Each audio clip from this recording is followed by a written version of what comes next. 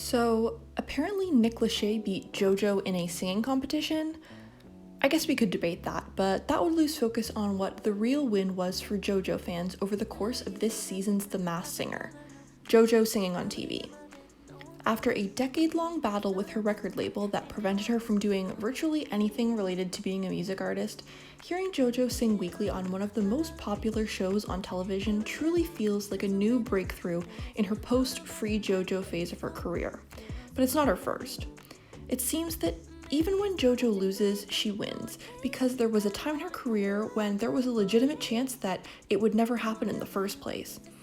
Today, we'll talk about what JoJo has accomplished since breaking free from her troubled record contract, and why each step she makes in her career continues to be more and more gratifying for fans. I'm Katie. This is my channel where I talk about entertainment and pop culture in a fun and thoughtful way. If you like this video, please leave a like and a comment and subscribe to my channel.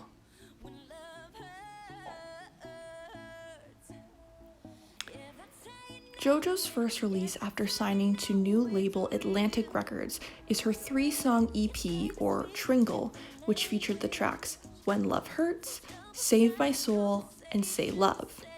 At this point in her career, simply releasing official music was an incredible milestone that at one point seemed impossible. When Love Hurts is an up-tempo dance song that JoJo sounds beautiful on, but really, when doesn't she sound great? It's obvious this track was going for radio success to get her back on the radar, but it didn't showcase the best of JoJo's sound. Say Love is an emotional mid-tempo that truly shines as it closes to JoJo's flawless a cappella belting and serves as a reminder that she is one of the most skilled voices in pop, not that fans needed to be reminded. Save My Soul is another emotional track that clearly feels more in her wheelhouse, with more stunning vocals because, well, it's JoJo. Overall, the Tringle wasn't a huge commercial success, and was good musically, but it felt like there was just unused potential when you have a powerhouse pop star like JoJo at your disposal. The following album, Mad Love, was plagued by similar issues. For fans, JoJo releasing an official full-length album was truly a profound experience. In the excitement of the release, it was easy to fall in love with everything she was putting out. In hindsight, though, the album is inconsistent. The lead single, Fuck Apologies, is a brash statement about being who you are unapologetically. While the song itself definitely works, it feels void of the soulful skill that JoJo has the potential to bring. Although some songs feel flat, JoJo really drives home how important the release is on the album's opening track, Music, where she sings, "Who Would I Be Without You?"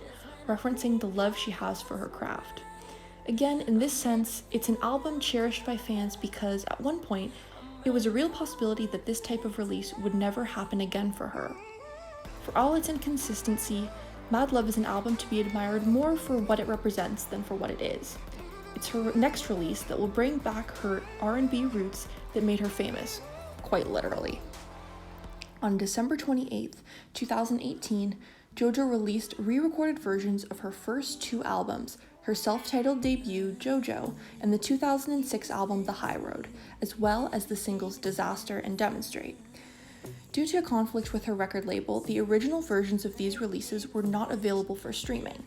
Through the process of re-recording these records and owning the rights to them, JoJo made what was possibly the most significant and empowering move of her career. There was no promo or single releases for the project. It was simply a project she was compelled to do, not only for her fans who were eager to stream the tracks, but also for her 12-year-old self, who put everything into creating that first record that would lead to the next ones, who was completely oblivious to the long and complicated road she would soon have to endure. The release of the 2018 re-records is arguably one of the biggest power moves in recent pop music history, and has clearly been an inspiration to other artists like Taylor Swift, who are also taking ownership of their own work, and rightfully so. But JoJo is not one to dwell on her past. She seems to be most concerned with making waves in the industry with her new music as well. In 2020, she released her 4th studio album, Good to Know, which featured all of the soulful sounds she seems destined to make. While Mad Love was a joyful experience because it was an official release, Good to Know felt like a relief. Finally, an artist of such extreme talent found the sound, writing, and production that could match. Man is the project's catchy, laid-back first single that carries an infectious confidence. Kiss is a sweet, breezy track that highlights her softer tone, and the quiet melodic sound of Think About You makes the emotion of the intense track all the more resonant. Listening to Good to Know is perhaps one of the most gratifying experiences for longtime JoJo fans. It was R&B covers and mixtapes like Agape that had fans hanging on to this talented star for nearly 10 years. And finally, she was able to create a full body of work skills and storytelling. Not only was the wait long, but it was one that was created so unfairly. So to finally get what seems to be a project that is a true reflection of JoJo's artistry brings not only the enjoyment of listening to the record, but a sense of peace.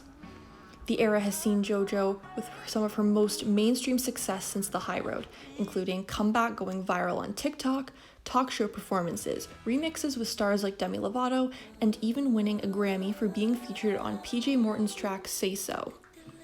So, after all of the success of Good to Know, why does The Masked Singer even matter at this point? JoJo has proven her talents in so many ways, so many times, that you could say that she doesn't need a TV show to prove anything else. And that's completely true. But more than proving anything or promoting her music, JoJo's time on The Masked Singer is so special for the mere fact that it was able to happen. It's easy to forget a few years and a few projects later that JoJo doing something like this was completely out of the question at one point, despite it being more than deserved.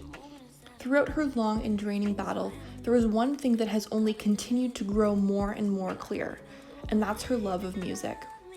So, to see JoJo, and yes, we all knew it was JoJo, on network TV doing the thing that she loves most, and obviously doing it exceptionally well, it truly felt like there was no way she or her fans could really lose, no matter the outcome. As she continues in her career, there's no doubt she will find more and more success, but most importantly, she will continue to find new creative outlets to share her incredible talent. And lucky for us, we just have to sit back, enjoy, and make up for lost time. Thanks so much for checking out my video on JoJo's incredible career. If you like this video, please drop a like, a comment, and subscribe for more videos like this. I'll see you in the next one.